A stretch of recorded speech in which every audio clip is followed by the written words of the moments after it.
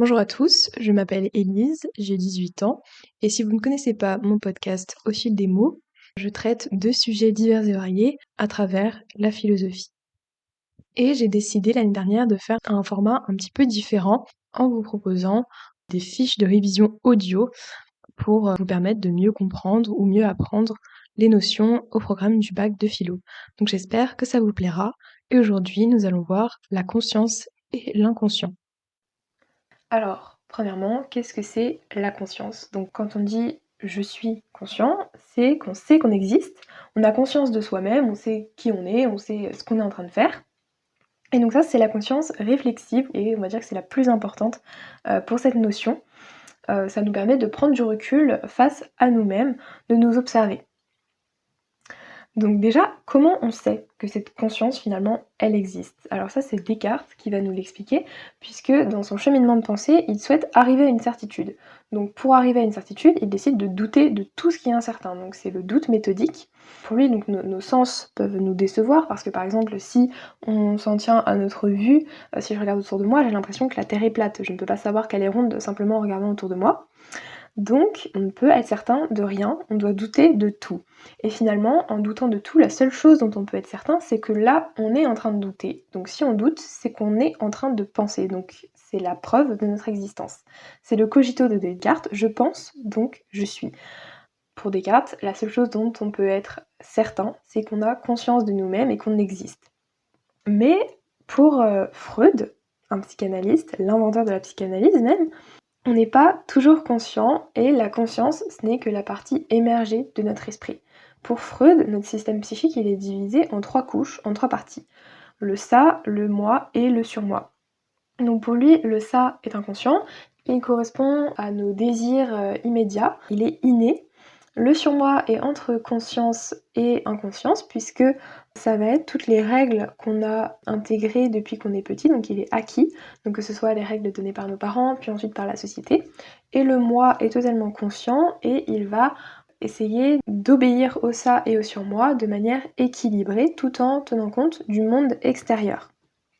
Donc même avant Freud, on a par exemple Nietzsche qui présentait déjà que on n'est pas toujours conscient, notamment quand il parle de la pensée. Pour Nietzsche, on fait une erreur de langage. On ne devrait pas dire je pense, mais on devrait dire ça pense, parce que finalement ce n'est pas nous qui pensons.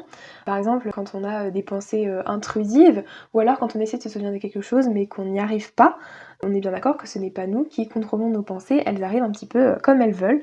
Donc Nietzsche va pressentir avec d'autres philosophes comme Spinoza, Schopenhauer ou Leibniz qu'on n'est pas toujours conscient. Donc pour Freud, notre inconscient, il va se manifester de différentes manières.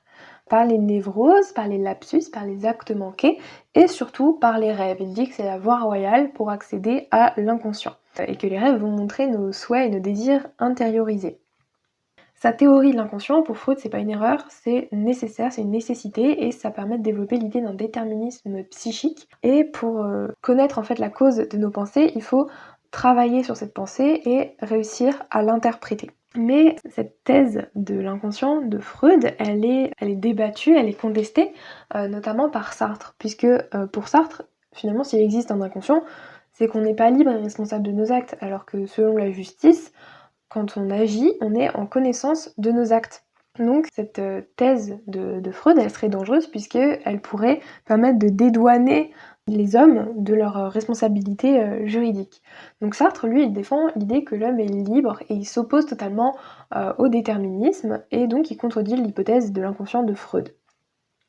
Pour Sartre, l'homme, il n'a pas de nature propre, justement sa nature, ce serait de ne pas en avoir puisqu'il est libre, il se construit par ses choix et donc il est parfaitement conscient de ce qu'il fait, il n'a pas de fonction prédéterminée, c'est un être pour soi, c'est lui qui fait ses choix, c'est lui qui va décider de ce qu'il va devenir.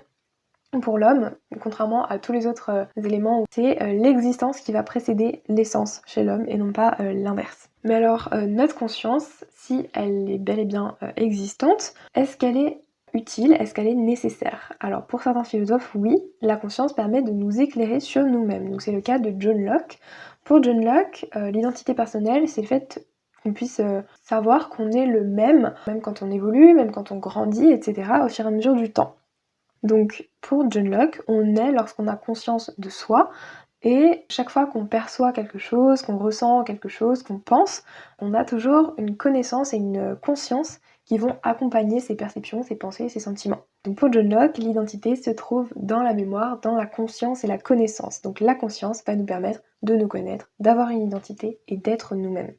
Ensuite, pour Hegel, le fait d'avoir une conscience de nous-mêmes, ça va nous pousser à vouloir avoir des choses dans le monde dont on soit nous-mêmes l'auteur. On va vouloir se reconnaître dans les choses extérieures et ça va nous pousser à nous modifier, nous embellir. Hegel va dire que l'homme se couvre d'ornements et que l'homme ne veut pas rester tel que la nature l'a fait. Donc par exemple quand on se fait des tatouages, des piercings, qu'on se fait une nouvelle couleur de cheveux, une nouvelle coupe de cheveux, qu'on change de style vestimentaire, etc. C'est qu'on ne veut pas rester finalement pour Hegel tel que la nature nous a fait. Et notre conscience de nous va nous donner cette possibilité de nous modifier.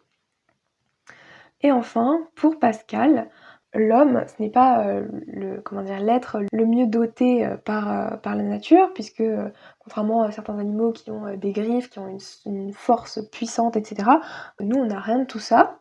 Et pourtant, l'homme, il est assez orgueilleux, il se sent assez supérieur aux autres êtres vivants.